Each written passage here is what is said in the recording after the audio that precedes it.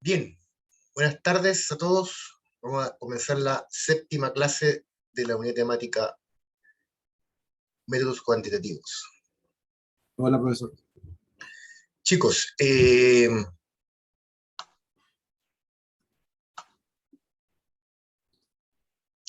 corregido los trabajos, se los voy a compartir antes del break. La idea es que después hagamos lo que tengan comentarios, lo podemos conversar, digamos. La idea es que puedan corregir lo que yo les comento en los trabajos y puedan mejorar la versión de la primera parte e incluir, ¿no es cierto?, lo que corresponde a hipótesis, diseño y muestra para la entrega del próximo martes, ¿ya? En general, los trabajos están bien. Creo que hay algunas cosas que todavía hay que aclarar bien.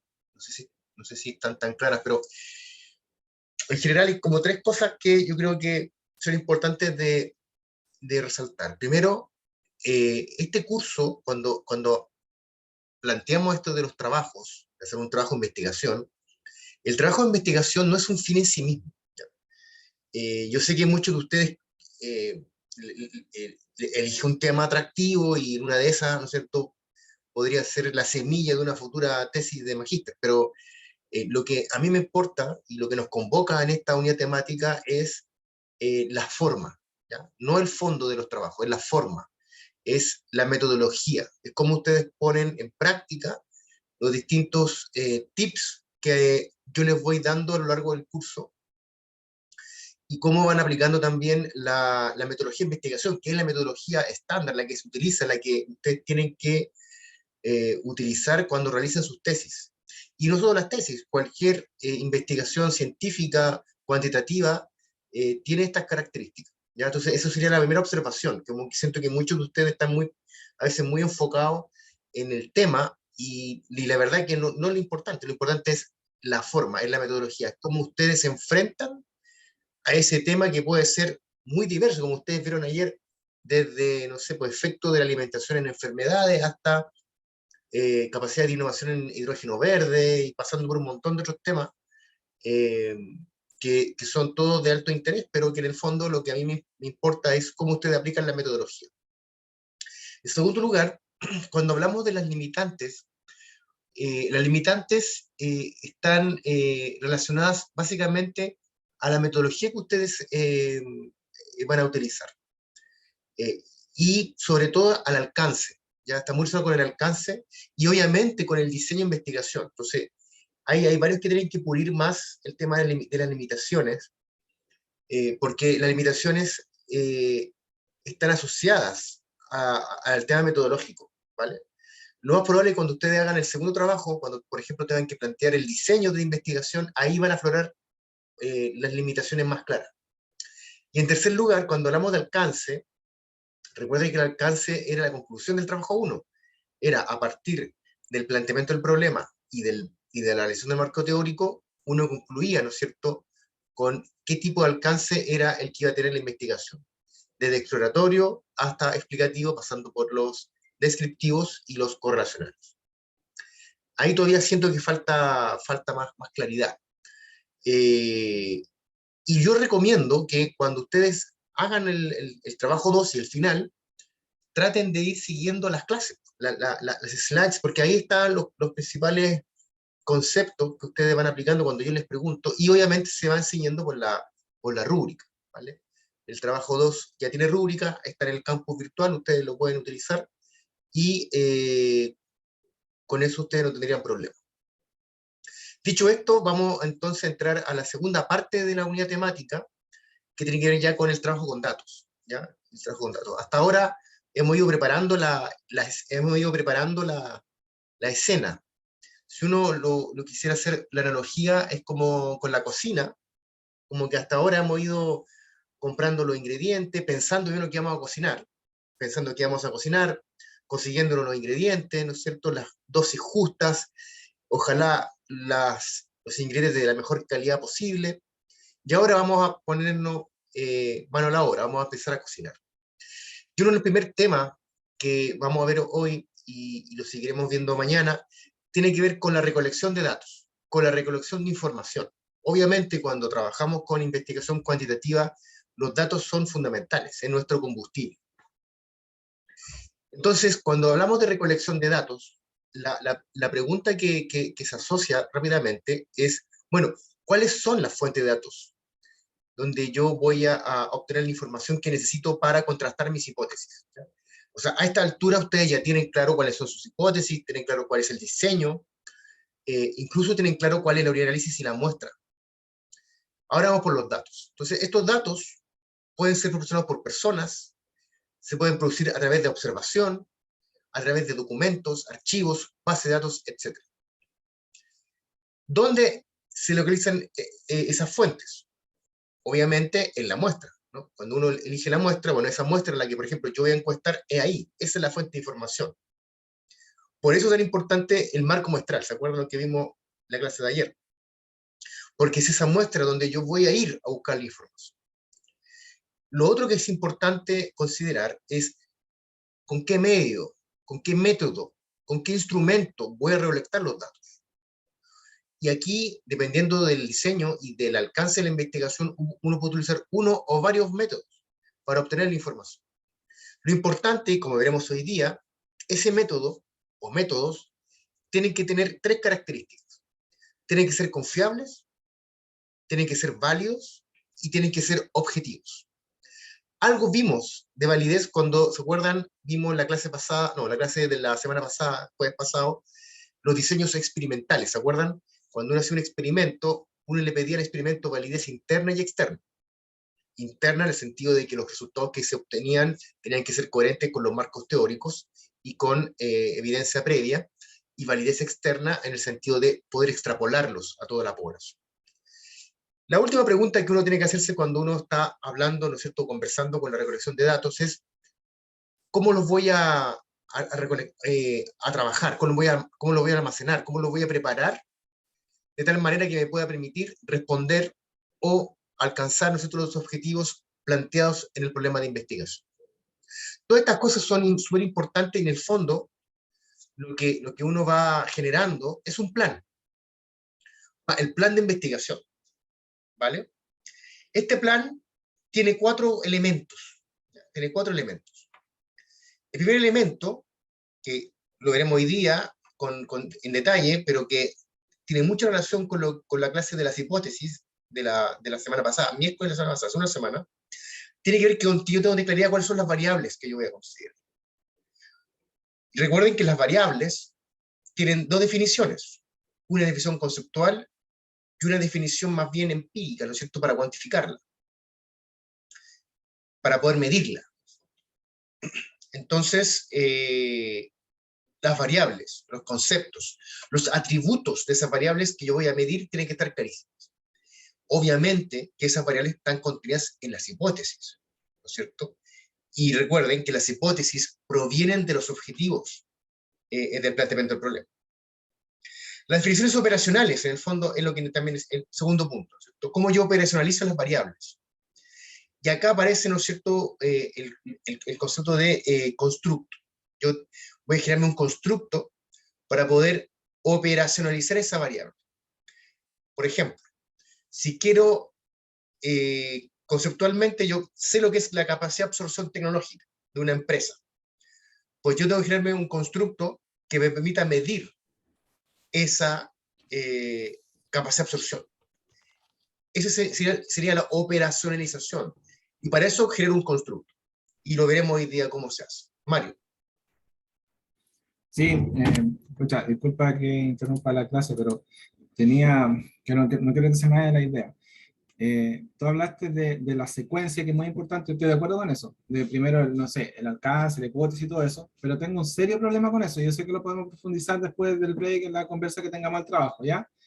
Pero, ¿qué pasa? Que ayer quedé con el tema de que, y lo dijiste recién, va el marco teórico y va luego el alcance.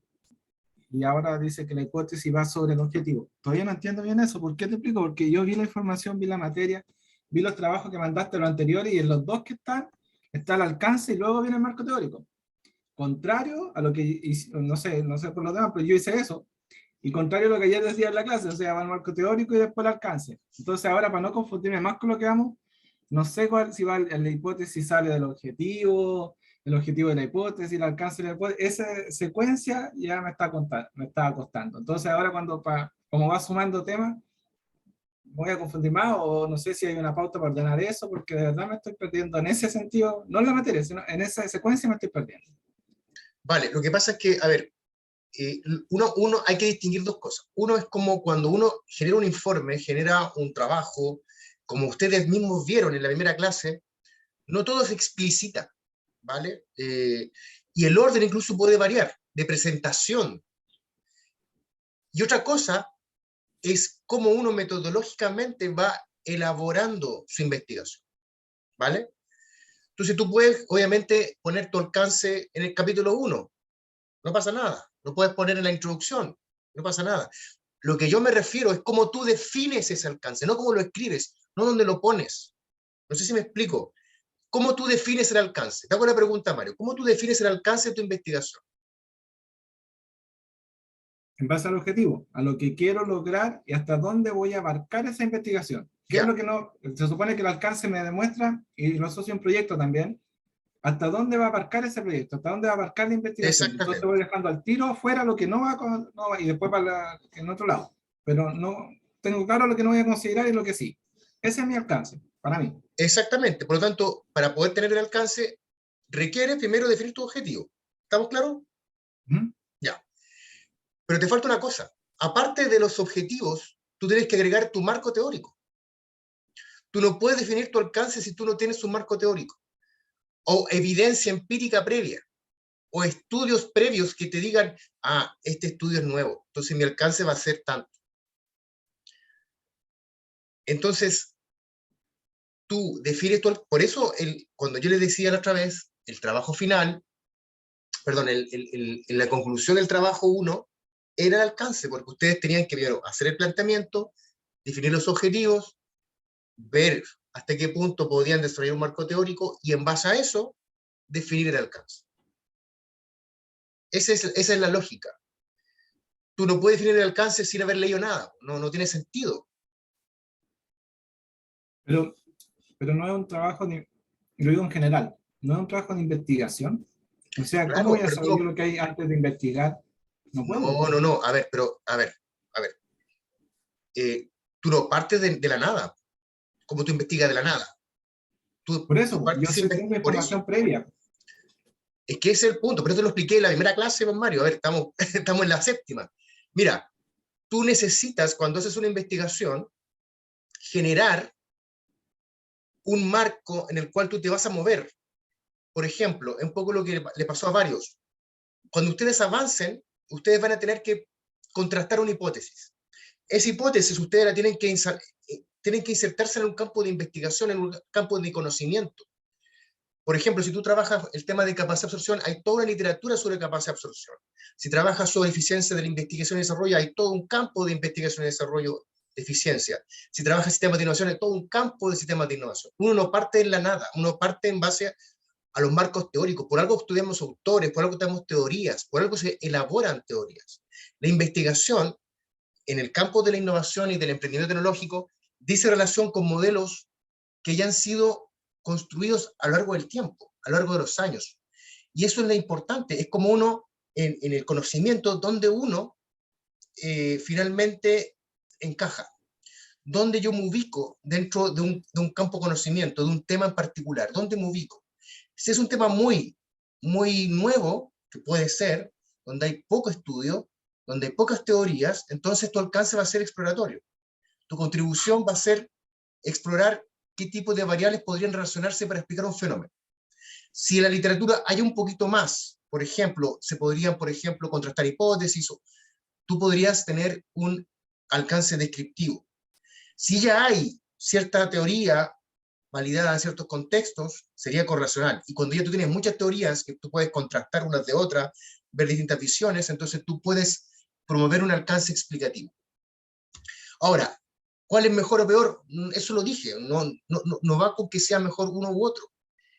Todos tienen un valor y todos tienen sus limitantes. Y a eso voy con las limitantes. Cada alcance va a tener ciertos limitantes. Eso es lo que ustedes tienen que reconocer en su investigación.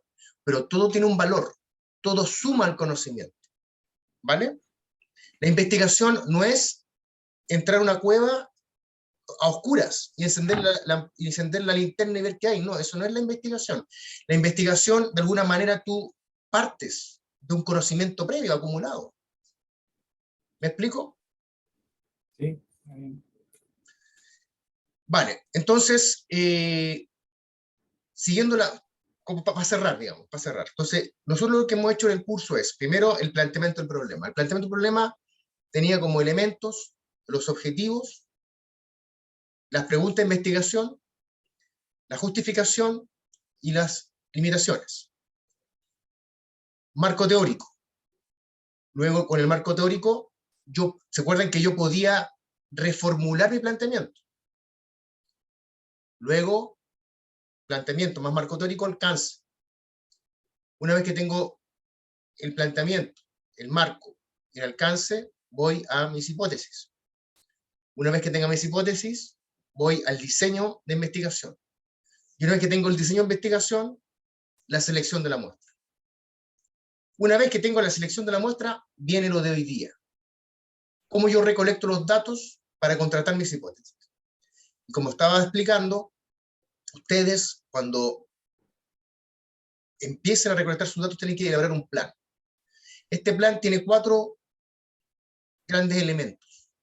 Primero, las variables que ustedes conceptualmente manejan porque son parte de su marco teórico y esas variables están contenidas en sus hipótesis.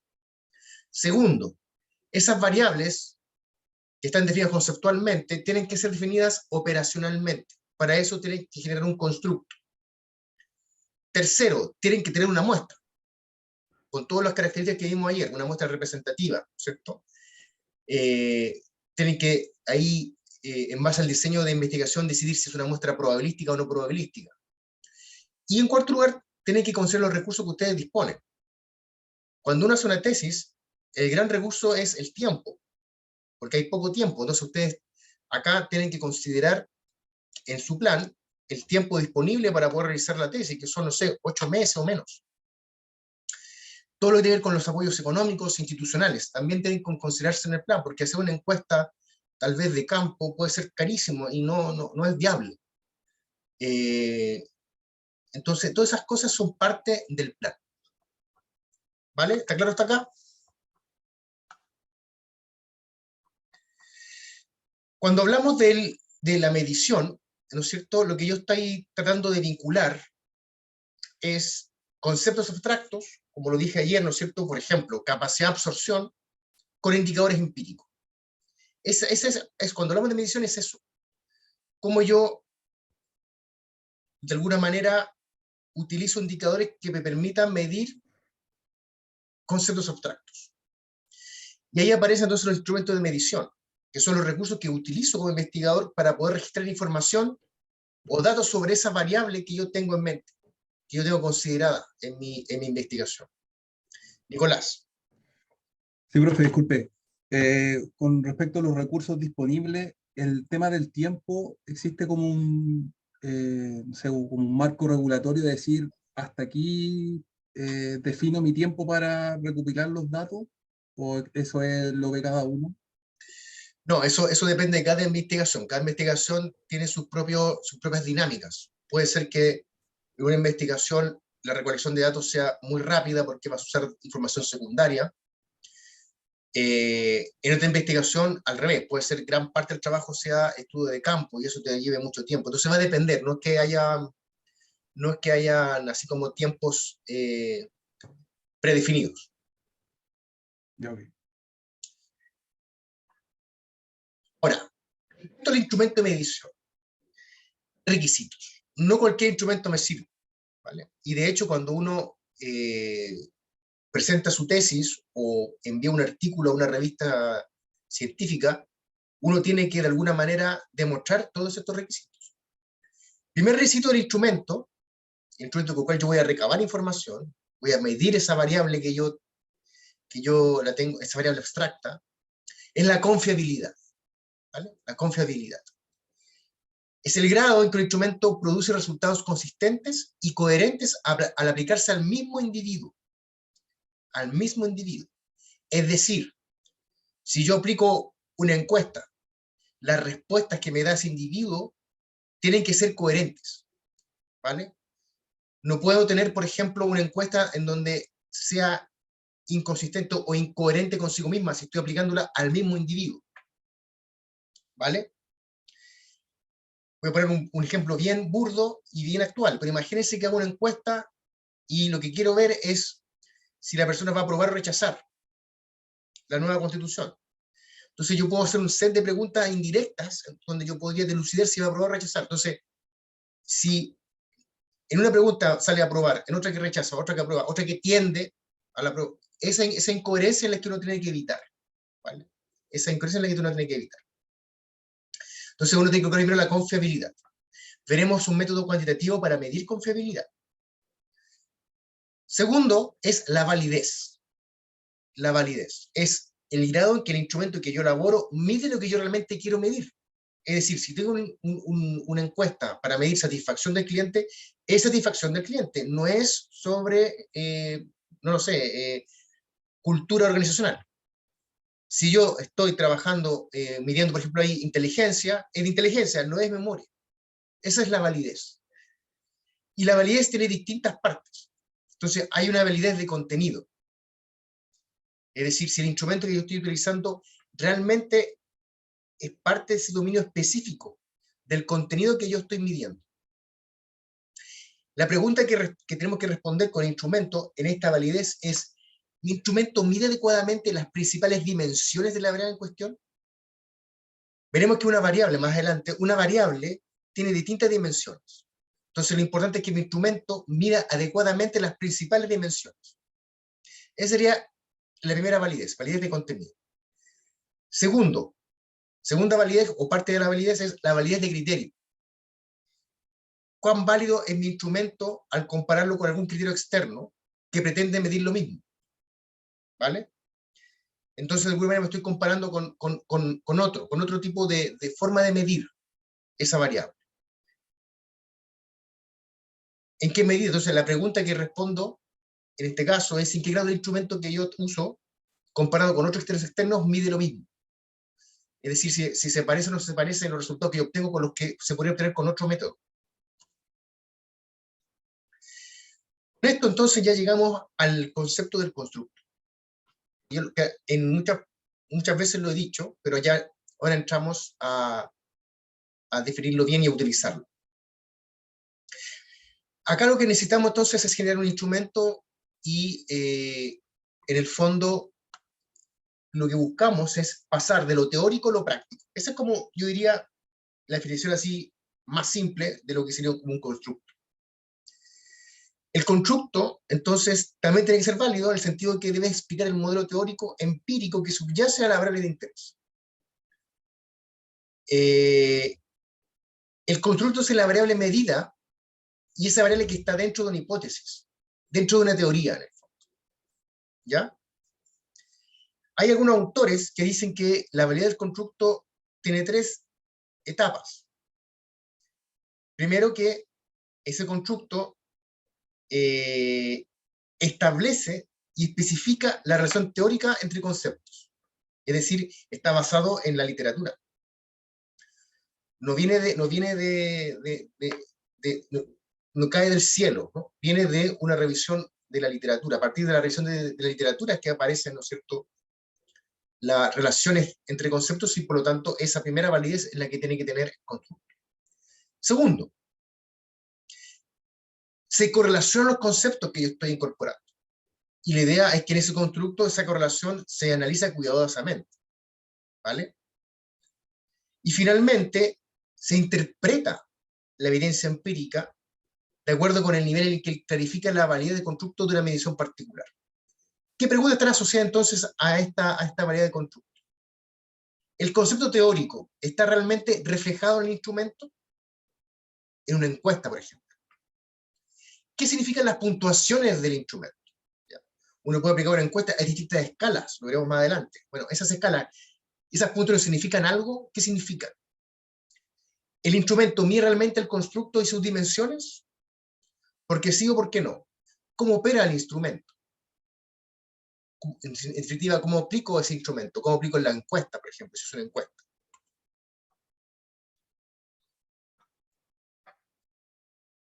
Y la última validez, que es la validez, digamos, ya total, como llamarle, es la validez que se testea con los expertos. Siempre, cuando uno genera un constructo y instrumento para obtener información a partir de ese constructo, uno tiene que validarlo con gente experta. Entonces, uno genera una pauta, uno envía el instrumento, uno envía el constructo, y ese es evaluado por al menos dos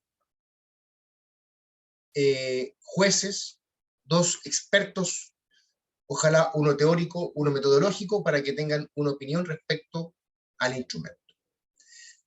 De esta manera, ¿no es cierto?, la validez total sería la validez de contenido, más la validez de criterio, más la validez de constructo. ¿Ya? Y ojo, porque la validez se suma a la confiabilidad.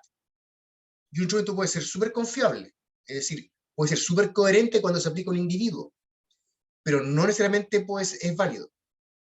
¿Ya? Es decir, puedo tener resultados súper coherentes, pero a lo mejor tengo un problema de contenido, no estoy midiendo lo que realmente quiero medir. O mis resultados, que son coherentes entre sí, son muy distintos a lo que se podría obtener con otro tipo de mediciones, validez de criterio. En el fondo, como corolario de toda esta cuestión, la validez y la confiabilidad del instrumento no se asumen, se tienen que probar. Lamentablemente es pega, se tienen que probar. No sacamos nada con decir es un instrumento válido, confiable, no. Tiene que probar usted que hay validez y hay confiabilidad. Y finalmente hay un tercer elemento. Hay un tercer elemento que yo creo que no es menor, que tiene que ver con la objetividad. ¿Ya? La objetividad. La objetividad dice relación con el grado en que el instrumento es permeable a la influencia de los sesgos y tendencias de los investigadores que lo administran, califican e interpretan. ¿Ya? Es decir, acá uno generalmente, y esto es difícil, sobre todo en las ciencias sociales, donde estamos llenos de sesgos, juicios de valor, ¿no es cierto?, ideologías. Lo importante es ser lo más objetivo posible. Tratar de que los sesgos no se noten en el fondo. No sean algo que realmente tenga relevancia al momento de administrar, de calificar o de interpretar, ¿no es cierto?, lo que resulte de la aplicación de un determinado instrumento. Gabriel. El concepto de objetividad no aplica para los procesos de recolección de datos, por ejemplo, en el caso de También, muestreo de bola de nieve sí, o algo así. por ¿No le supuesto. resta valor a mi investigación? A ver, cuando hablamos de objetividad es todo el proceso, desde la recolección, bueno, lo que vimos ayer de la selección de la muestra era más bien metodológico, ¿vale? Porque respondía finalmente a cuál es tu planteamiento del problema, cuál es tu objetivo de investigación. Acá tiene que ver con, efectivamente, tratar de no tener sesgos o tener prejuicios. Entonces, efectivamente, tú utilizaste lo que vimos ayer en términos de una muestra representativa, ya sea probabilística o no probabilística, utilizaste un distinto mecanismo para hacer la selección, el tamaño de la muestra es el correcto, eso está bien, y eso tú lo puedes demostrar. Lo que se trata de plantear acá es que, por ejemplo, tratar de evitar cuando tú calificas, cuando tú interpretas sobre todo, no incluir juicio de valor. Y de hecho, por ejemplo, cuando ustedes leen un artículo, una tesis, es muy raro, por ejemplo, la frase en mi opinión o en nuestra opinión. Eso generalmente no se escribe en las tesis. Se busca la objetividad. Y de hecho, para ser más preciso, lo veremos en la última clase, cuando veamos el tema de presentación de resultados. Uno tiene que evitar escribir en primera persona. Uno escribe en tercera persona, cuando son tesis o artículos académicos. ¿vale? No es aplicamos un instrumento, no, se aplicó un instrumento. De acuerdo a nuestro modelo, no, de acuerdo al modelo, ¿se fijan? Eso también son cosas importantes al momento, sobre todo, de presentar resultados.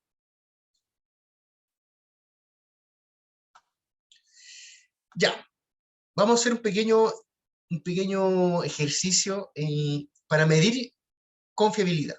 Para medir confiabilidad. Hay a ver, la validez finalmente se va a probar con los juicios de los jueces, ¿ya? O los expertos. Y la confiabilidad, existe un método que se llama el alfa de Cronbach. No sé si lo han escuchado alguna vez, el alfa de Cronbach. El alfa de Cronbach es un índice que va entre 0 y 1, y este índice se calcula de esa manera como está ahí, ¿no es cierto? Tomando el número de ítems. Ítems es el número de proposiciones dentro de una encuesta, ¿ya? Entonces, por ejemplo, si una encuesta tiene 20 proposiciones o afirmaciones, o preguntas, si ustedes quieren ponerlo de esa palabra, pero los ítems no son preguntas, son afirmaciones, en donde el encuestado tiene que indicar si está de acuerdo o no, en una escala determinada. Entonces, el número de ítems dividido por el número de ítems menos 1, todo eso multiplicado por 1 menos la suma de las varianzas de cada ítem. Esto, cada ítem es una varianza por lo que responden los individuos, dividido por la varianza total, ¿cierto?, del instrumento. Esa formulita nos va a dar un número.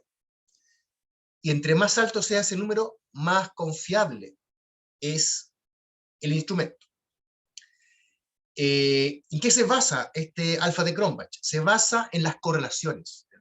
Es decir, los ítems, las respuestas, tienen que estar lo más correlacionadas posible. ¿Vale? Esa es como la idea que está detrás del alfa de Cronbach. Entonces, vamos a hacer un pequeño ejemplo en Excel, porque esto tienen que calcularlo. Muchas veces se calcula y yo recomiendo siempre tenerlo ahí porque nos da cierta seguridad si lo que estamos haciendo es correcto, es confiable o no. Entonces voy a compartir ahora una pequeña tablita Excel para que veamos con un ejemplo muy pedestre, digamos, cómo calcular el alfa de Cronbach. Entonces, voy a... Cronbach? ¿Me consulta quién fue Cronbach? ¿Perdón? ¿Quién es Cronbach? Cronbach es un estadístico, es un investigador que inventó este método.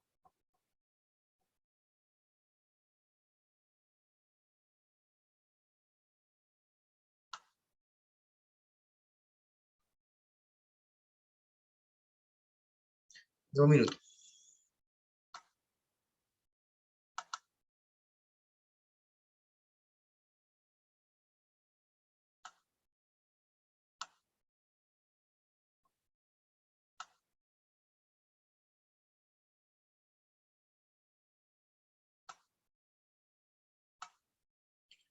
Ya, aquí lo tengo.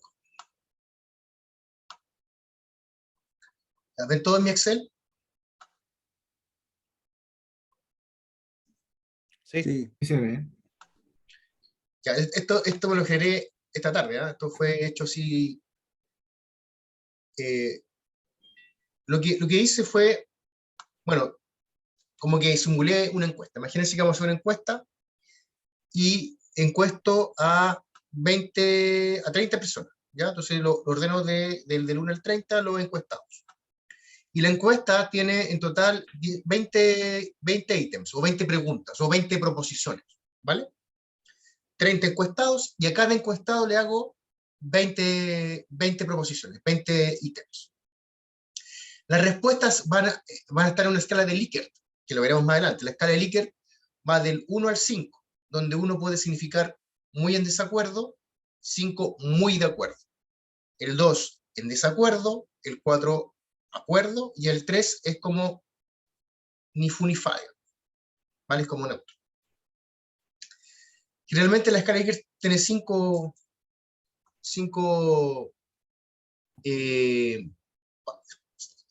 partes, digamos, ¿ya?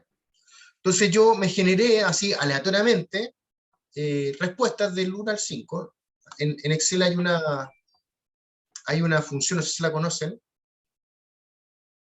el aleatorio, no sé si ese comando lo conocen o no. El aleatorio entre, ustedes ponen acá aleatorio entre, y ponen un número inferior, que sería 1 en este caso, 5, y le genera un número. ¿Ya? Le genera un número. El único problema con este comando que es una lata, porque a veces, claro, genera los números aleatorios. Esto se puede hacer aquí lo hice en esta matriz de 20 por 30, pero cada vez que uno cambie cosas en la hoja de cálculo, te cambian los números.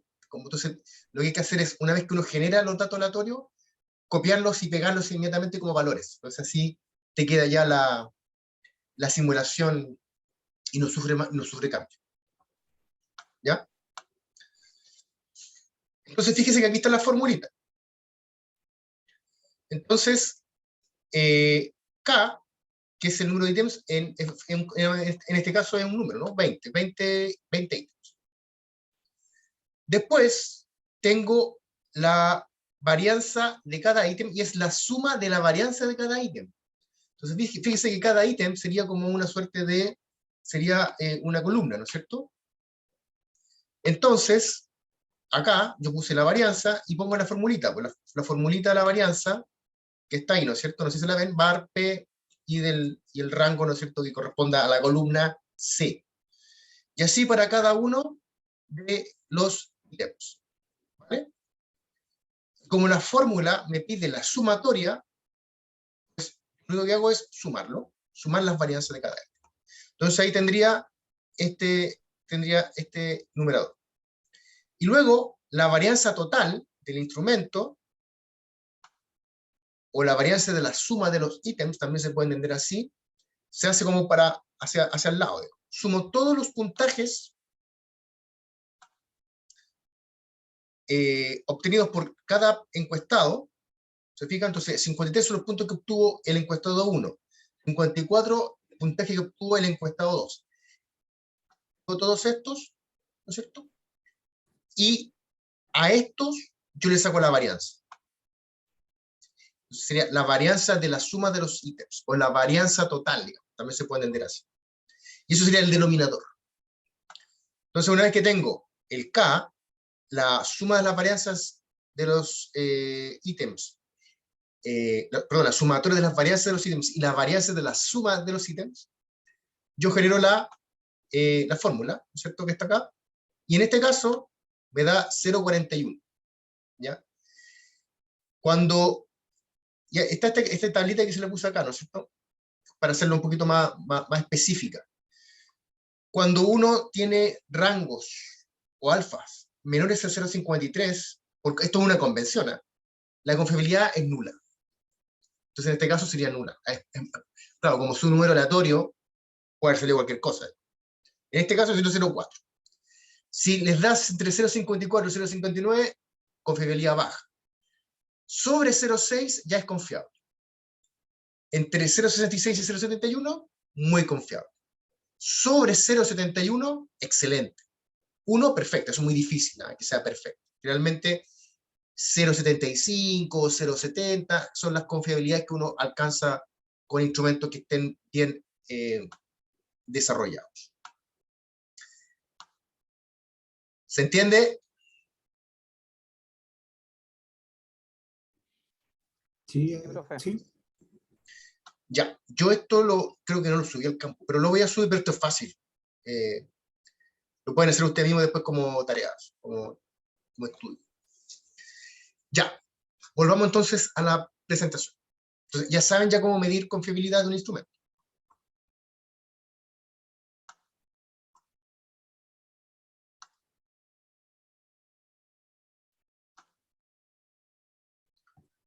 Ya, volvamos entonces a la PPT.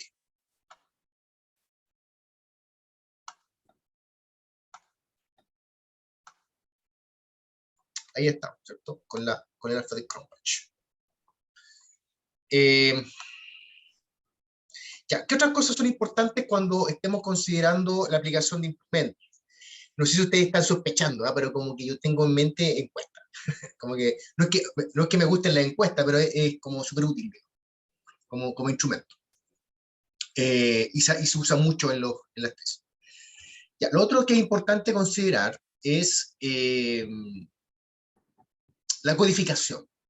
Lo veremos mañana, un ejemplo que yo voy a usar Python, el software Python, para que veamos un ejemplo más numérico. Pero la codificación es que uno le asigna valores. Ya uno va asignando valores a ciertos o datos, ¿cierto? A los son datos que uno les va asignando a resultados o a valores de una variable. Entonces, por ejemplo, imagínense que, un ejemplo súper burdo, pero ya tengo la variable género, hombre-mujer, entonces podría designar un 0 al hombre o 1 mujer, ¿vale? O, por ejemplo, podría decir nivel de educación, básico, medio, universitario, 1, 2, 3, ¿no? Algo así. Eso se hace mucho también y es muy importante tenerlo claro, lo de la codificación. Lo otro es el tipo de datos con el cual uno está trabajando. No sé si se acuerdan de estadística, cuando los tipos de datos cuantitativos. Entonces teníamos datos nominales, ¿se acuerdan? Los datos nominales. ¿Cuál sería un dato nominal? ¿Qué podría dar un dato nominal de una variable así nominal? ¿País? Un país, ¿vale? Podríamos, por ejemplo, pensar en las regiones, ¿ya? Porque las regiones, como las regiones se codifican en números, o sea, la región 1, la región de Tarapacá, la región 1, la región de Antofagasta, la región 2, la de Atacama es 3.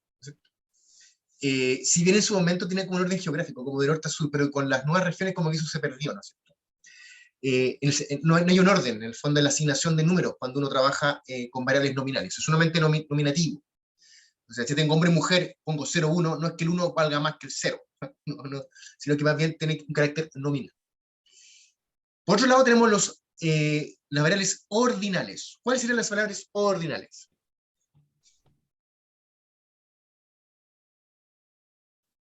Primero, segundo, tercero, algo así.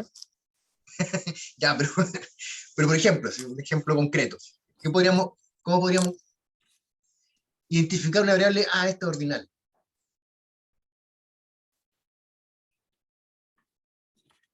Por ejemplo, las notas, malo, bueno, excelente, algo así. Claro, por ejemplo, siguiendo el ejemplo que di de años de nivel educacional, básico medio, o sea, ahí yo asigno un 1, un 2, ese 1 o eso sí valdría menos que el 2. O sea, habría un orden, ¿no es cierto? En este caso de menor a mayor. Entonces, cuando las variables tienen esa característica, son variables ordinales, ¿ya? Después tenemos las variables ya, que pueden ser discretas o continuas, ahí depende, pero la principal distinción entre esas variables cuantitativas son si son de intervalos o son de razón. Las de intervalos es cuando son cuantitativas, entonces se ordenan, ¿no es cierto?, cuantitativamente, como una suerte ¿cómo se dice? La recta, digamos. Y el 0 no tiene sentido real en el fondo. Existe el 0, pero el 0 no tiene sentido. ¿Qué tipo de variable podríamos considerar en donde está el 0, pero en realidad el 0 no tiene sentido? Porque recuerden que el 0, como de punto de vista matemático, es como el vacío, ¿no es cierto? Como el conjunto vacío. ¿Cuándo uno tiene variables de intervalos, entonces? En aquella variable donde el 0 no tiene sentido real, ¿cuál sería? Un ejemplo así súper, un ejemplo súper del momento.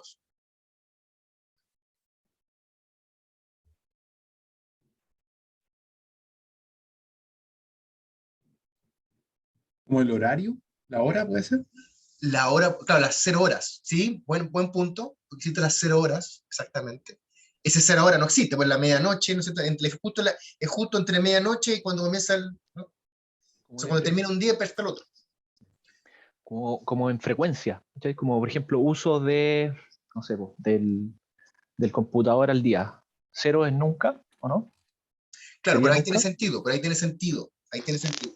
Yo pregunto en aquella variable donde el 0 existe, pero no tiene ese sentido de vacío. Ah. ¿Cuál podría ser? El que dijeron es correcto, ¿ah?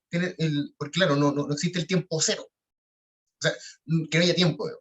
¿Cuál otra? Que es súper común. ¿Temperatura? Muy bien, la temperatura. Por eso lo puse porque hace frío. Por eso lo dije, porque como muy, está muy, ¿no es cierto?, muy del momento.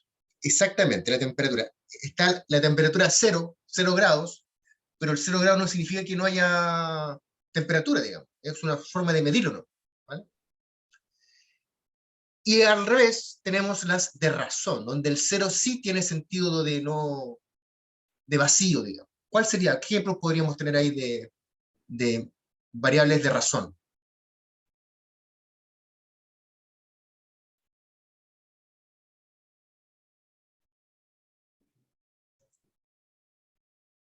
¿Años de escolaridad? Ya, claro. En general, muchas variables cuantitativas. El peso, o sea, La cero remuneración, profe, puede ser o no. La remuneración. remuneración de uno. Claro, Claro, cero. sí, bueno, hay muchas variables cuantitativas que la gran mayoría son de razón, o sea, donde el cero sí tiene sentido, sí tiene ese sentido de vacío. Un tercer tema que está relacionado o tópico con esta cuestión de la medición tiene que ver con los tipos de instrumentos que trabajan. Entonces, cuando uno trabaja en la recolección de información, en la búsqueda de información, están los cuestionarios, ¿cierto? Están los cuestionarios abiertos y cerrados, ¿ya? Como puede ser una entrevista semi-estructurada, que es un poco abierta, y la cerrada, donde es totalmente estructurada, donde el entrevistado no tiene forma de expresar algo más. Las encuestas son generalmente cuestionarios cerrados, salvo esas encuestas en donde al final observación, ¿no? Donde dicen, hacen una serie de preguntas y después al final una de observaciones, como que abren un poquito la posibilidad a que el encuestado, el entrevistado, plantee algún punto de vista. Pero en general las encuestas son cerradas. Y lo otro es el usar escalas para medir actitudes. La más famosa es la escala de Likert, que se la acabo de mencionar. La escala para medir actitudes es una serie de ítems o frases que uno selecciona, que elabora en el fondo, que constituyan un instrumento válido, confiable y preciso para medir de alguna forma fenómenos sociales. Y donde yo quiero medir la intensidad. El ejemplo más claro es la satisfacción del usuario, satisfacción del cliente. Es una escala de actitud, se usa Likert. Lo que yo busco ahí es medir la intensidad de la satisfacción. Más que, ¿está usted satisfecho sí o no? Esa pregunta dicotómica, lo que uno hace es gradualizar la respuesta. Desde el muy en desacuerdo hasta el acuerdo. Ahora, hemos ocupado la palabra ítem, que es el concepto correcto, el término correcto cuando hablamos de instrumentos y de encuestas, el ítem. Entonces, ahí está la definición del ítem. Es una frase o proposición que expresa una idea positiva o negativa respecto a un fenómeno que nos interesa conocer. Por ejemplo, entre comillas, un ítem podría ser: las normas sobre utilización de carretillas elevadoras dictadas por la empresa en la práctica cotidiana son de difícil cumplimiento. Se fijan que tiene una idea negativa acerca de la seguridad en una empresa. Entonces, una persona frente a esta proposición podría decir si está muy de acuerdo o muy en desacuerdo. Entonces, en el fondo expresa una opinión. ¿Sobre qué tema? En este caso, la política normativa de la empresa, concretamente al manejo de las carretillas. ¿Ya? La posición que realiza un individuo al hacerse cargo de esta afirmación es una indicación, es un indicador de la opinión que tiene sobre dicha política. ¿Vale? ¿Cuáles son los criterios para confeccionar ítems de una escala esta que acabamos de hablar, ¿no? Esta escala para medir actitudes? Lo importante es que los ítems deben facilitar respuestas relacionadas con el fenómeno medido, aunque dicha relación no tiene por qué ser necesariamente manifiesta. O sea, uno puede preguntar algo que implícitamente está diciendo algo sobre, por ejemplo, en el caso anterior, si ustedes se fijan, no está concreto la política normativa, sino que habla de las normas en particular, pero uno podría hacerlo más implícito. Lo otro es que cada ítem siempre debe declarar más de 2 posturas extremas, ¿ya? Aquí no hay apruebo o rechazo en el fondo. Acá es una gradualidad, ¿ya? ¿Por qué? Porque necesito también respuestas intermedias, ¿ya? Y eso me permite sensibilidad y obviamente precisión. Los ítems que yo voy elaborando tienen que ser fiables y además seguros, ¿ya? La confiabilidad con frecuencia es a costa de la precisión. Eso pasa. O sea, si tenemos mucha precisión, puede que la confiabilidad, la correlación empiece a fallar un poquito. Es decir, cuanto más refinado sea, cuando cada ítem sea más rebuscado, es más probable que tengamos 2 medidas que obtengan medidas o puntuaciones distintas, ¿ya? Entonces, ojo con eso. Hay que ser... hay que apuntar justo ahí donde yo pueda tener confiabilidad y además precisión. Una de las más famosas escalas de este tipo son las escalas aditivas, ¿ya? Entonces son las que poco he ido expresando durante la clase, en donde el interrogado o el encuestado indica si está de acuerdo o desacuerdo con cada ítem, ¿vale? Si está indeciso, muy en desacuerdo, muy en acuerdo. A cada respuesta se le da una puntuación, ¿ya? En este caso, en el caso que vimos del XLS era de 1 a 5, ¿se acuerdan? De 1 a 5. Y la suma algebraica de todas esas sumas, todas las puntuaciones, perdón, de las respuestas, es la puntuación total. Y ahí, en base a esa puntuación total, yo podré ver si la puntuación es favorable o desfavorable con respecto al fenómeno que quiero estudiar. Por ejemplo, si estoy estudiando satisfacción y calculo toda la suma total me va a dar la señal, digamos, si la persona finalmente está satisfecha o no tanto respecto a algún servicio ofrecido. Puede ser que yo tenga un instrumento que mida más de una dimensión. En general, las variables, como les dije, tienen más de una dimensión. Y lo ideal es que cada ítem, que los ítems contenidos reflejen la mayor cantidad de dimensiones posible. Cuando eso sucede, yo tengo que estandarizar. Por ejemplo, tengo 20 ítems y tengo 2 dimensiones. Entonces yo digo, los 8 primeros ítems corresponden a la primera dimensión, los 12 segundos corresponden a la segunda dimensión, ¿vale? Eso también es importante de considerar. Entonces, ¿cómo se puede, de alguna manera, esto entender mejor? Ahí tenemos Likert. Likert dijimos que va de 1 a 5. 1 totalmente de acuerdo, 5 totalmente en desacuerdo. Puede ser al revés también, ¿ya? 1 totalmente en desacuerdo, 5 totalmente en acuerdo.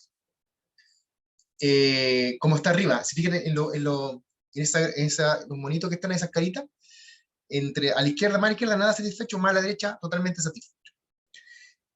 Lo otro también que uno podría utilizar son estas escalas en donde, dependiendo de cómo se confecciona el ítem, puede ser del siempre, casi siempre, a veces casi nunca, nunca, ¿vale? También ahí se puede expresar cierta gradualidad, ¿ya?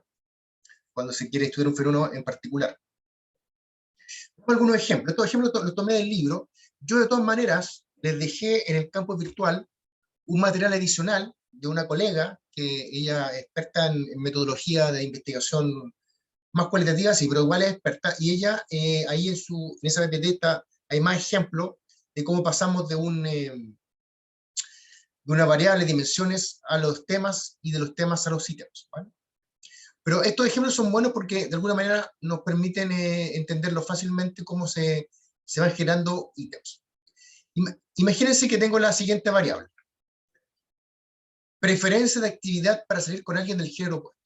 Una tontera, pero tomémoslo como ejemplo. O sea, la variable preferencia de actividad para salir con alguien del género opuesto tiene 3 dimensiones. Yo la puedo dimensionar desde el punto de vista de la actividad nocturna entre semana, una actividad nocturna de fin de semana y actividad nocturna en domingo. O sea, esa variable de la preferencia tiene 3 dimensiones que va a depender del día de la semana en el fondo. Entre semana, fin de semana o nocturno. Cada dimensión, a su vez, va a tener, ¿no es cierto?, indicadores. ¿Ya? Indicadores que en el fondo, en este caso, va a ser una jerarquía de preferencias de actividad de una juego. No sé, bueno, en el ítem está claro, pero podemos hacer una jerarquía de distintas actividades que se pueden hacer entre semana, como también viernes y sábado, como también domingo. Una vez que yo entiendo los indicadores, es decir, el indicador va a estar asociado a actividades, yo genero el ítem. Entonces, el ítem en este caso es el siguiente, dice, de lunes a jueves, porque es entre semana, dimensión entre semana, ¿cuál sería tu actividad preferida nocturna para salir con alguien, con el chico o la chica que más te gusta?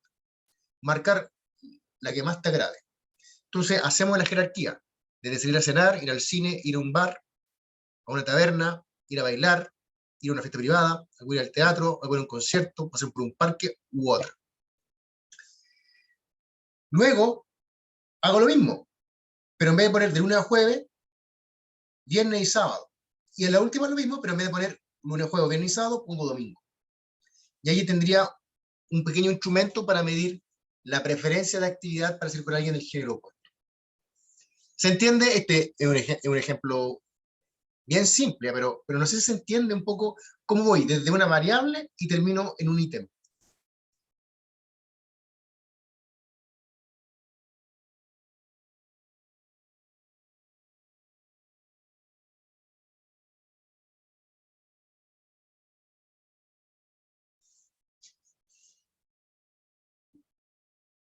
¿Están ahí, chicos?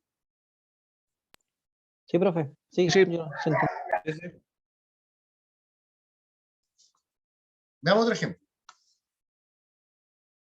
Ya, esta variable es un poquito más compleja. La variable clima organizacional, que tiene 3 dimensiones. Tiene la dimensión moral, la dimensión de autonomía, la dimensión de atribución del desempeño. ¿Vale? Pregunta al curso. ¿De dónde salen estas dimensiones? O sea, ¿de dónde salieron? ¿El marco teórico? Bien, exactamente. O sea, eventualmente los marcos teóricos que explican el clima organizacional indican que tiene 3 dimensiones. Una dimensión moral, una dimensión de autonomía y una dimensión de atribución del desempeño. Gabriel. ¿Qué criterio me permite determinar que el encuestado entendió el sentido de la pregunta? Buena ¿Y si eso pregunta. es validado por Tipo, alguien que, o sea, es un atributo de mi buena pregunta. investigación? Buena pregunta. Y se me estaba yendo ese detalle muy importante, porque a veces la pérdida de validez o incluso de confiabilidad puede ser porque la persona entendió mal redactada la pregunta. Entonces, Me por imagino que eso, sea cuando se traduce en las encuestas, por ejemplo, de inglés a español o entre idiomas. claro, a veces está mal redactado, a veces el castellano es un idioma muy rico, a veces las palabras que significan cosas distintas, el contexto. La forma para poder evitar eso es justamente la validación de los jueces. O sea, los jueces, aparte de ver la validez de criterio, de contenido, también ven la redacción. Miren, si alcanzamos, o acuérdenme mañana, yo les puedo mostrar cómo es una pauta de validación, que es la que yo uso con mis estudiantes cuando tenemos que presentar las tesis. Y ahí se van a dar cuenta que uno de los elementos que evalúa el juez, el experto, es justamente la redacción. Incluso las instrucciones, incluso la introducción, la presentación. Y también lo que se En hace... ese caso, por ejemplo, en el caso de un paper, en el fondo si aparece como un referente en el tema, en el fondo su participación fue como juicio experto dentro del estudio en rigor. Ahí se podría como verificar. Lo que pasa es que en general son anónimos. O sea, uno no pone el nombre de la persona, uno lo que hace es poner, por ejemplo, el instrumento antes de la validación y el instrumento después de la validación. Eso puede ir como anexo. Bueno, a mis estudiantes siempre les sugiero que hagan eso, digamos. Y en el anexo también tú pones la pauta con la cual te validaron. ¿Ya? Y lo otro que también es muy útil es que, aparte que te valide el instrumento 2 personas expertas, uno ojalá en teoría otro en metodología, es que se aplique el instrumento a un elemento representativo de tu muestra. Imagínate que tú vas a aplicar una encuesta a jóvenes entre 20 y 25 años de la región metropolitana, ese es tu marco muestral. Bueno, valida tu instrumento con alguien que tenga o que sea parte de ese marco muestral. También es parte de la validación. Lo otro que se hace es, a lo mejor, no solamente aplicar la encuesta a los 2.000 personas, sino que a lo mejor partir con 20, como un piloto. Y ahí tú calculas Cronbach. ¿Vale? Ahí tú calculas Cronbach. Claro, porque imagínate que tú aplicas la encuesta a los 1.000, aplicas Cronbach y te da que no es confiable. O sea, hiciste toda la pega, entonces lo que se hace es un plan piloto. Es como primero un piloto con un número pequeño de personas, aplicas Cronbach y ahí tú vas ajustando. Entonces tienes la validez de los expertos y tienes el índice de Cronbach aplicado a una muestra pequeñita. Con el solo objetivo de validar el instrumento, nada más. Ahí no hay conclusiones, nada, no se interpreta nada de. ¿Vale? Ya, entonces, la variable es clima organizacional. 3 dimensiones: moral, hemos dicho moral, autonomía y atribución del desempeño. ¿Cuáles son los indicadores? En el caso de la moral, aquí son distintos, ¿se fijan? En el caso de la moral, es el grado en que los miembros de una organización o departamento perciben que colaboran o cooperan entre sí, se apoyan mutuamente y mantienen relaciones de amistad y compañerismo. Esos son los indicadores asociados a la dimensión moral de la variable clima organizacional. ¿Cuáles son los indicadores de la autonomía? La libertad percibida para tomar decisiones y realizar el trabajo. ¿Y cuáles son los indicadores para la atribución del desempeño? Grado de conciencia compartida por desempeñarse con calidad en las tareas laborales, sobre la base de la cooperación. ¿Vale? Viendo entonces esta variable, esas dimensiones, esos indicadores, empiezo a generar mis ítems. Entonces fíjense que digo, mis compañeros de trabajo son mis amigos, 5, totalmente de acuerdo, en desacuerdo y totalmente en desacuerdo. Ahí te ponen la escala directamente. Y después parten todos los ítems. En mi trabajo hay mucho compañerismo, siempre mis compañeros de trabajo me brinden apoyo, en el departamento de trabajo, y así generamos para la dimensión moral 1, 2, 3, 4, 5, 6 ítems. ¿Vale? 6 ítems. Ojo que en el sexto ítem cambió la escala, ¿se fijan?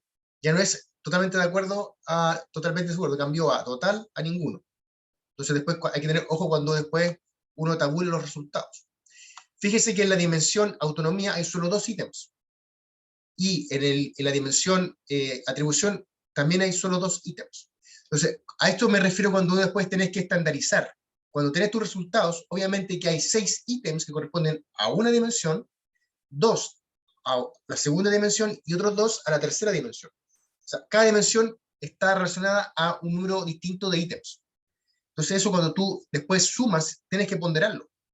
Porque si no, puedes generar un error.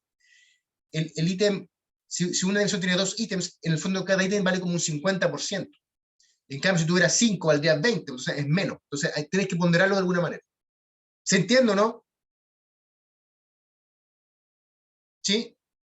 Sí, el ítem, la variable, no sé cómo le llaman, cuando dice totalmente de acuerdo, ni de acuerdo, eso, ¿cómo se llama eso? Porque el ítem es, en esta empresa tengo libertad para tomar decisiones que tienen Claro, que ver con mi trabajo.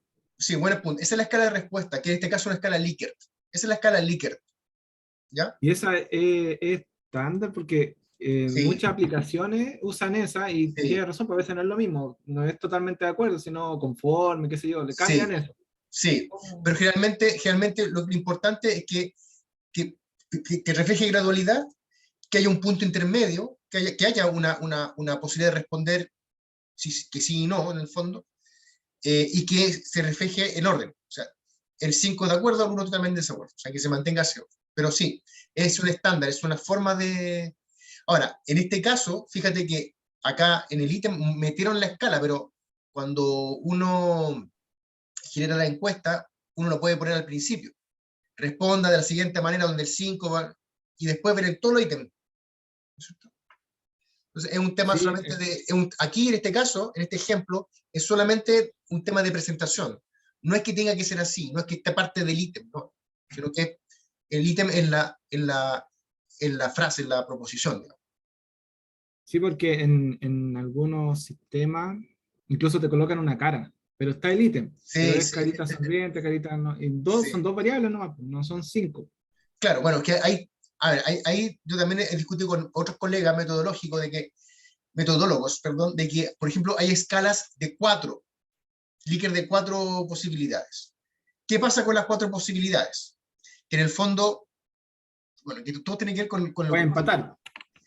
No, claro, primero puede empatar, y segundo, no estás obligando a la persona a tomar partido, digamos, Por un lado, no. Sí, apruebo o rechazo, no hay otra. sí, no hay un intermedio. Entonces siempre, bueno, entonces la discusión es, bueno, ¿y eso está malo? No, no está malo, porque a veces hay investigaciones donde tú necesitas, por el fenómeno, que sea así. O sea, evidentemente, por ejemplo, si tú haces una encuesta sobre el apruebo o rechazo, tiene que ser así. Y no está mal. Entonces, ¿de qué depende? Depende del planteamiento del problema. Por eso la secuencia, ¿vale? O sea, llegado a este punto, bueno, no sé si lo entienden, pero ustedes llegado a este punto, no pueden estar pensando en el objetivo. No sé si lo tienen claro. O sea, a este punto ustedes ya tienen que haber hecho todo un camino recorrido. Es otra la discusión a este nivel de la investigación.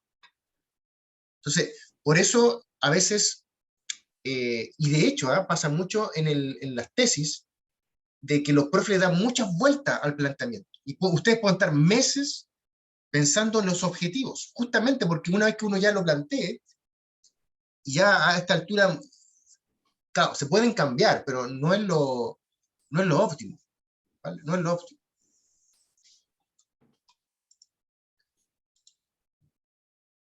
Veamos este ejemplo.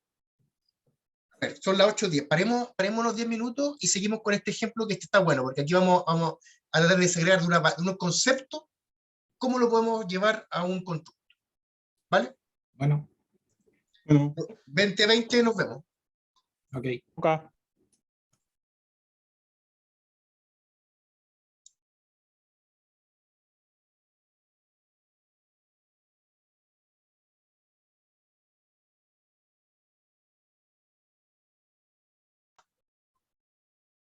Y chicos, ¿están por ahí? Sí, por acá. Oye, ¿alguien, antes de continuar, alguien conoce a Pamela Ruiz Liberón? Soy yo de otro equipo. Tengo problemas con este equipo. Vale. Entonces Ingresando a cambiar el nombre. ¿la Porfa. admito? ¿La admito? Sí, sí. Vale. Ya, entonces quedamos en el ejemplo.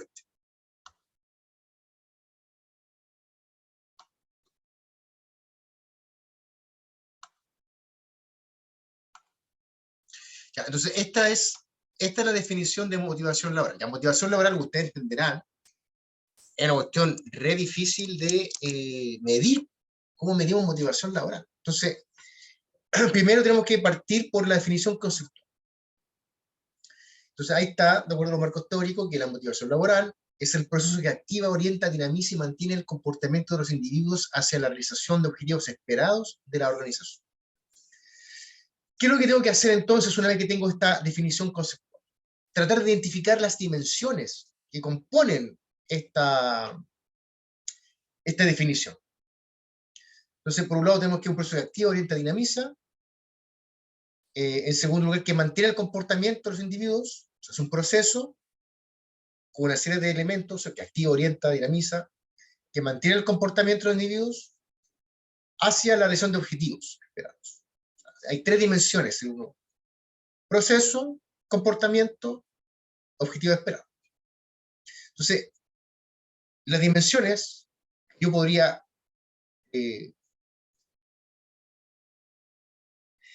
identificar de esta definición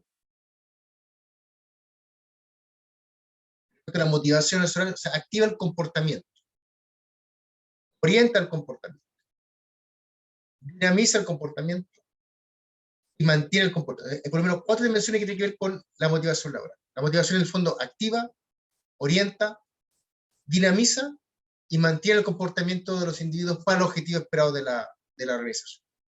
Entonces, si son 4 dimensiones que tienen que ver con la motivación, yo tendría que tener ítems para cada uno, al menos uno para cada una de las dimensiones, y de esa manera poder medir la motivación.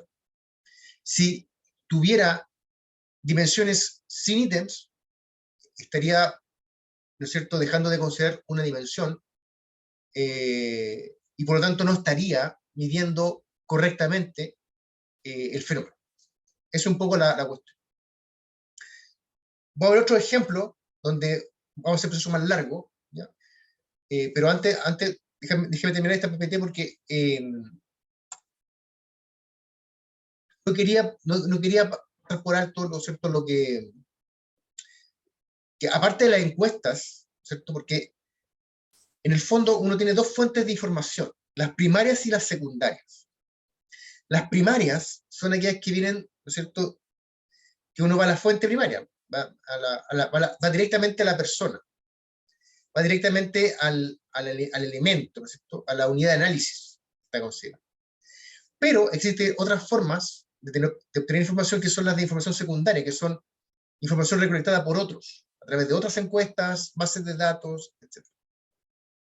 Entonces, hoy día existen muchas formas de obtener información, más allá de las encuestas o de entrevistas, cuestionarios cerrados abiertos, por ejemplo, todo lo que tiene que ver con el análisis de contenido cuantitativo.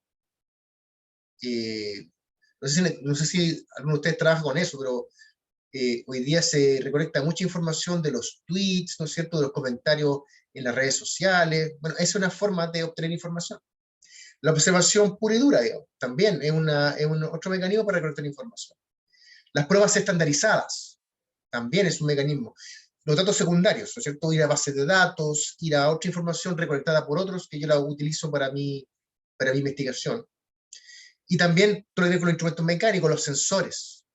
Los sensores hoy día que son súper utilizados en la agricultura, minería, etc., y que están relacionados con el Internet de las cosas.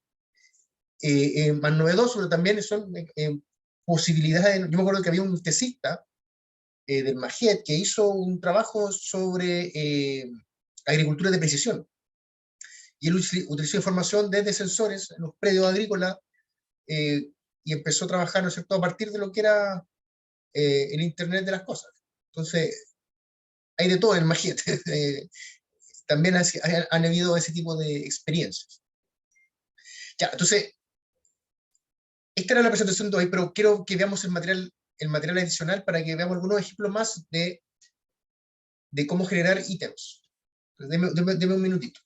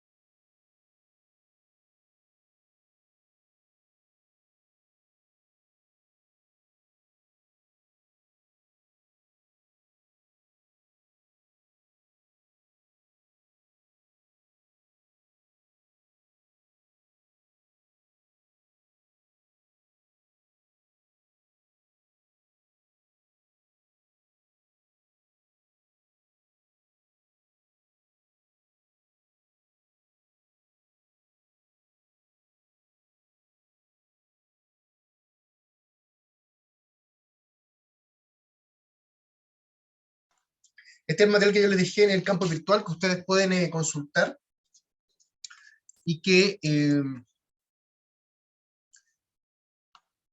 ven más en profundidad un poco este tema de los instrumentos. Lo que yo quiero ver ahora son los ejemplos. Ya. ¿Se ve? Sí, profe. Sí. Ya, ¿cómo sería esta cuestión de operacionalizar variables? Imagínense que lo que queremos medir es la eficacia colectiva. Eficacia colectiva. ¿Qué es la eficacia colectiva? Por ahí está la definición.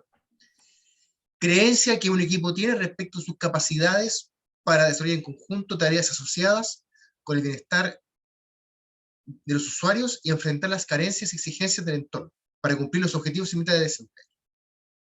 Esa sería entonces la definición conceptual de la eficacia colectiva. Entonces, lo que se hace es dividir, desagregar, en definitiva, el concepto en dos grandes, como dividirlo en dos. Por un lado, en este caso, podemos dividirlo en capacidad para desarrollar en conjunto tareas asociadas con el bienestar, y en el otro lado, enfrentamiento de las carencias y exigencias del entorno, ¿ya?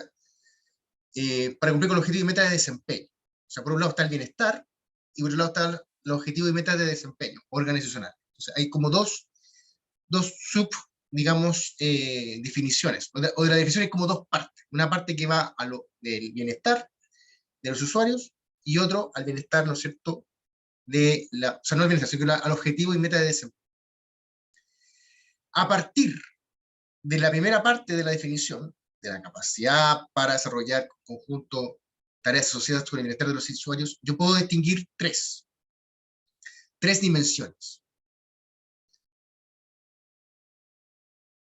La unidad, en el sentido de que estamos hablando de un equipo, o sea, eficacia de un equipo, conjunto, y la capacidad que está orientada, ¿no es cierto?, que está de alguna manera llevada adelante por ya sea la preparación, que es como lo que uno va adquiriendo, ¿no es cierto?, con la experiencia, y con la habilidad que son más innatas, ¿ya? Entonces, unidad, preparación y habilidades son tres dimensiones que vienen de la primera parte.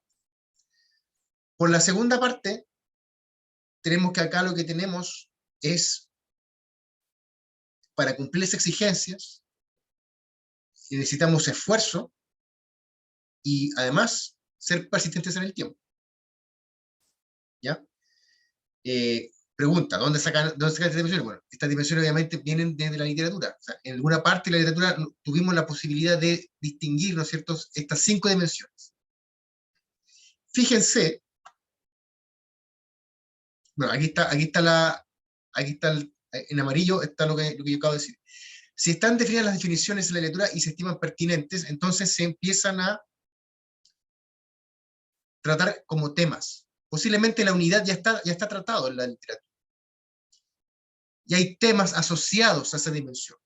Por ejemplo, sensación de estar unidos, actuar de manera unitaria, percepción de que se enfrentan desafíos de manera conjunta, la relación de unidad con desempeño, el apoyo, la preparación tiene que ver con la sensación de sentirse preparado, y la relación entre esa preparación y el desempeño, las habilidades, la percepción de sentirse con las habilidades necesarias, la influencia de esas habilidades en el desempeño, y la percepción que tienen, ¿no es cierto?, de que esas habilidades están asociadas al trabajo y a la valoración que se tiene de estos.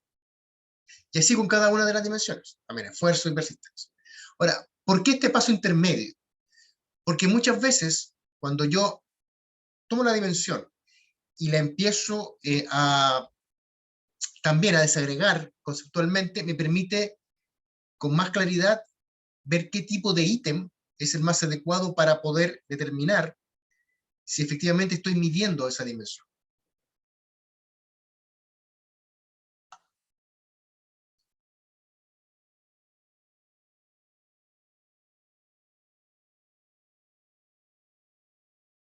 Otro ejemplo podría ser este. Defino la percepción del conocimiento y satisfacción con las políticas de compensación e incentivos de una empresa. Entonces aquí tenemos dos grandes dimensiones. El conocimiento, por un lado, y la satisfacción. Entonces, la dimensión de conocimiento está asociado al conocimiento formal, al conocimiento informal, al conocimiento experiencial y a la incidencia del conocimiento en mi desempeño. O sea, 4 temas de esa dimensión.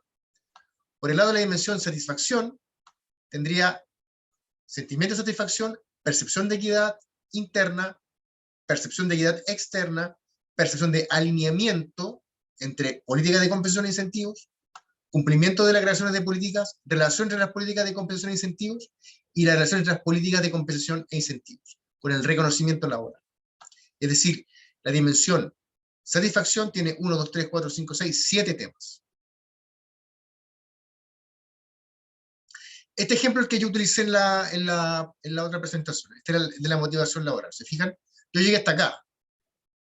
Activación. Cuando hablamos de motivación, teníamos la dimensión de activación, de orientación, de dinamización y de mantención. Y cada una de estas dimensiones tiene sus temas. Tiene sus temas. ¿Vale? 3 temas por cada dimensión, en el caso de la motivación laboral. Entonces, fíjense. ¿Cómo pasó al ítem? Motivación laboral, dimensión activación. Tiene 3 temas. Y cada tema se le asocia un ítem.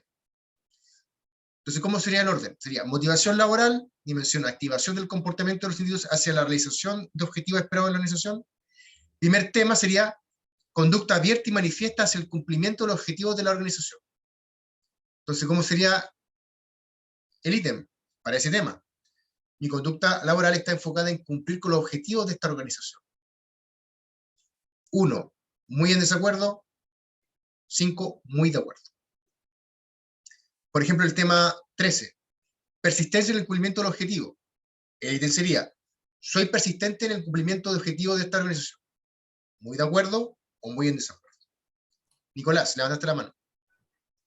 Sí, anoté en la PPT que tú presentaste variable, dimensión, indicadores y ítems. Ítems. Aquí temas vendría siendo el equivalente Sí, a a indicadores. indicadores, sí. Buen Ah, punto.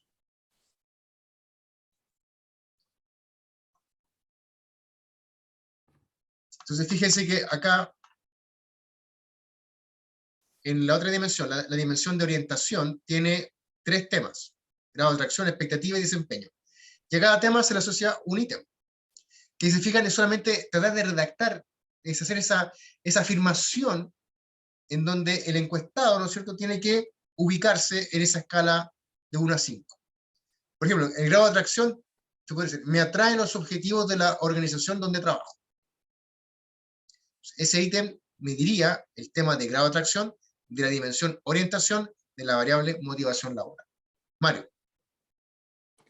Sí, que iba a decir dónde, antes de ir al break en realidad era la pregunta, dónde o cómo se aplicaba esto, y ahora que veo esto es lo que evalúan las empresas, pues. Una parte no, pues lo usan para otras cosas, pero esta es una autoevaluación de desempeño prácticamente. La estoy asociando con lo que veo yo, y esto es muy parecido, tiene los mismos campos que una autoevaluación de desempeño. Sobre todo ahí Sí, donde dice motivación laboral. sí. Estos son temas que tienen que ver con gestión de personas y organización. Sí, eso. Sí. Ya, pero lo importante es que se entienda que, porque ustedes obviamente que van a tratar temas ligados a la gestión de la innovación y el emprendimiento tecnológico, entonces ahí hay variables que tienen otras dimensiones, y esas dimensiones tendrán otros temas, y a cada tema uno podrá aplicarle un ítem. Yo recuerdo una tesis de magíster muy buena, de una chica, no sé si sacó un 7, pero todo cerca, que lo que ella hizo, generó un constructo y aplicó un instrumento, una encuesta, para medir capacidad de absorción tecnológica en una clínica, un hospital, no recuerdo bien, pero era en el sector de salud. Y lo que ella hizo fue esto, o sea, trabajó la variable capacidad de absorción, identificó sus dimensiones, los temas para cada dimensión, y luego elaboró los ítems, y con eso se aplicó y bien. Me recuerdo porque yo no era el profesor guía, pero yo sí me tocó como validador metodológico. Yo validé ese instrumento, por eso me acuerdo. Yo les he siempre dado el consejo de conseguirse tesis pasadas, porque ahí hay cosas ya realizadas y que de repente pueden dar ideas de qué se puede hacer. Y estoy pensando de que muchos de ustedes, en sus trabajos de este curso, de esta unidad temática, perfectamente podrían generar un instrumento. Estoy pensando en el caso de Sergio, estoy pensando en el caso de Raúl, estoy pensando, bueno, básicamente en ellos dos. En el caso de Ariel, creo que también se podría aplicar un instrumento perfectamente. Ya. ¿Estamos, Profe, chicos? Dígame. una consulta. Por ejemplo, cuando estoy aplicando un instrumento, defino un instrumento, ¿sería un error, obviamente metodológico, definir, por ejemplo, consultas o preguntas, ítems, perdón, asociados a una escala del 1 al 5, y además asociar o adicionar otros ítems asociados a una escala de 1 a 3, 1 a 2, Ah, nominales? ¿Qué pasa cuando hago eso? ¿Se puede? ¿No se puede? ¿Cómo lo puedo manejar? se puede, pero te complejiza mucho después la tabulación. Tendrías que después de eso buscar una forma de estandarizar. No es recomendable, ¿ah? No es Ya. recomendable. O sea, lo recomendable es que la escala se mantenga, porque en el fondo el instrumento es como, el constructo es uno. Entonces, imagínate, ya si tú quieres trabajar quieres trabajar, por ejemplo, calcular el alfa de Cronbach, ¿cómo lo haces? Porque tienes un... Claro, Entonces ahí tendrías que claro, hacer un vaya alfa, voy. tendrías que dividir el instrumento y buscar la confiabilidad por un lado y por otro. Entonces es como raro. Ah, ya. Ya esa Claro, sería como una porque, alternativa de medir claro, confiabilidad. porque tendrías ítems de una escala distinta. Entonces cuando calcules las correlaciones, las varianzas, o sea, no, te va a dar algo totalmente difícil de interpretar. Entonces, se puede, sí, pero complejiza mucho la generación de ese constructo, la elaboración del instrumento y la interpretación. O sea, hay que va a sumar los puntajes. No es recomendable. No, no es recomendable. Vale. Por ejemplo, las preguntas llave, típico, no sé, que preguntan, hacen una entrada y después, un ejemplo, te dicen, ¿usted es del Colo o de la Chile? Perfecto. Si la gente de Colo Colo le hago estas preguntas, la gente de la Universidad de Chile le hago otras preguntas. Eso también se complejiza, obviamente, en medir la No, confiabilidad. es que eso es distinto, eso es distinto. Y eso es muy buena pregunta, porque cuando tú partes una encuesta, claro, tú puedes partir con una serie de, o sea, tú partes con preguntas como introductorias o de contexto. Claro, como Tú generales preguntas, por básicas. ejemplo, claro, tú preguntas que en el fondo, a ver, esto es buena pregunta, porque tú, a ver, imagínense que ustedes tienen claro el marco muestral, lo tienen clarito, pero por no sé qué motivo, que pasa, no tienen cómo seleccionar la muestra. O sea, ¿se acuerdan lo que era el marco muestral, no es cierto? Lo vimos ayer. ¿Se acuerdan lo que era el marco muestral? Sí, sí. ¿Qué era el marco muestral?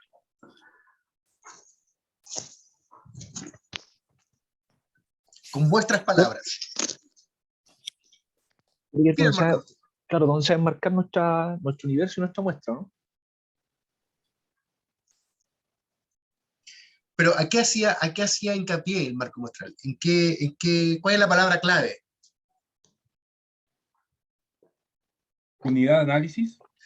Ya, sí, claro, trabajamos con las unidades de análisis, pero en el fondo lo que el marco muestral son los atributos que tienen que tener esas unidades de análisis, esos elementos para ser parte de la muestra que yo necesito.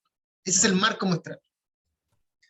Entonces, por ejemplo, si voy a trabajar con gente de solo educación secundaria o solo educación universitaria, en mi marco muestral va a ser las personas de la región metropolitana solo tiene que tener esa característica.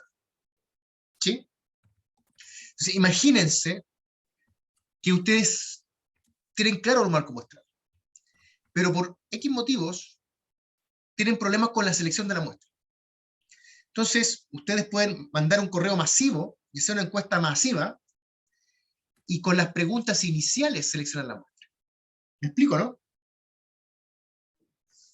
Ah, perfecto. Hacer un filtro previo. Exactamente. No, haces el filtro ahí.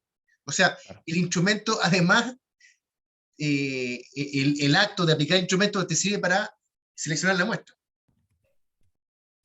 Perfecto, perfecto. Y las preguntas que hiciste antes, las preguntas base para poder hacer ese filtro, no están incluidos dentro No, del marco, de la, ya, perfecto, el instrumento exactamente. que va a Son usar. Perfecto. distintas, sí. De hecho, son parte como de la introducción. Pueden estar o no pueden estar.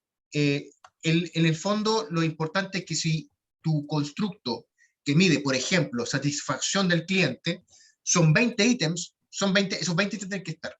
Además de esas preguntas iniciales para, ¿no es cierto?, o para seleccionar tu muestra, o para caracterizar tu muestra también. Tú, por ejemplo, tú puedes decir, voy a hacer una encuesta a los estudiantes de la Facultad Tecnológica, de la USACH, ¿ya? No sé cuántos serán. Pongamos que son 3.000, no sé, estoy inventando. Son 3.000 estudiantes de pregrado, ¿no? Sacando el posgrado. 3.000 estudiantes de pregrado de la Facultad Tecnológica, de las 6 carreras que existen. O 7, no recuerdo. Entonces, y eso solamente, ese va a ser tu marco muestral, que sean estudiantes de la Facultad Tecnológica, de alguna carrera de pregrado. Solo ese es tu marco muestral. Aplica la encuesta a todos. Entonces, a todas las universidades. Entonces, tú seleccionas solamente lo que son de la Facultad Tecnológica para tener tu muestra, pero ahí tú tienes una serie de datos que sería interesante tener. Por ejemplo, la edad, el género, la comuna en que viven, si son padres o no son padres, bueno, etc. Entonces, eso te da, esas primeras preguntas te permiten después caracterizar esa muestra. Entonces, tú dices, los estudiantes los cuales que son de la Facultad Tecnológica, que son a los que se le aplicó la encuesta, son en su mayoría veinteañeros, ¿no es cierto? Viven en la comuna de, no sé, en la Florida, etcétera, etcétera. Entonces, es muy útil esos datos. Es más, después, dependiendo del nivel de análisis que tú quieras hacer, podrías vincular cualquiera de esas variables, por ejemplo, la edad o el género, con las respuestas que tú obtuviste de tu encuesta, del constructo en sí mismo. Tú Claro, puedes clasificar. Es decir, el 80% de las mujeres está, ¿no es cierto?, en desacuerdo con la política, no sé. Ese tipo de cosas tú podrías concluir al Estoy incorporar acotando. ese tipo de datos. Ah, ok. Ok. Perfecto. Gracias, Cristian. Bien, entonces, lo que vamos a hacer ahora es que voy a pasar al trabajo, ¿vale? Se los voy a enviar por correo, y los que quieran, vamos haciendo inmediatamente la retroalimentación. Y los que quieran también, si han avanzado para el trabajo número 2, también lo vamos a revisar ahora. Entonces voy a mandar por correo sus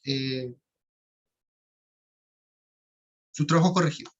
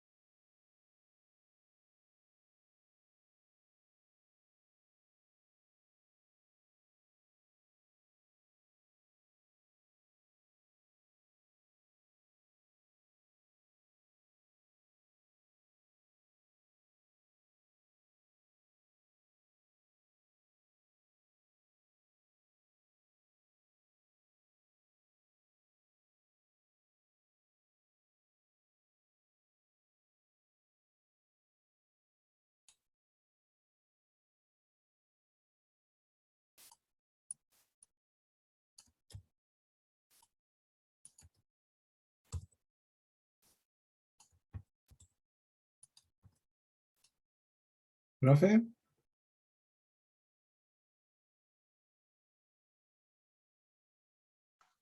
¿Sí?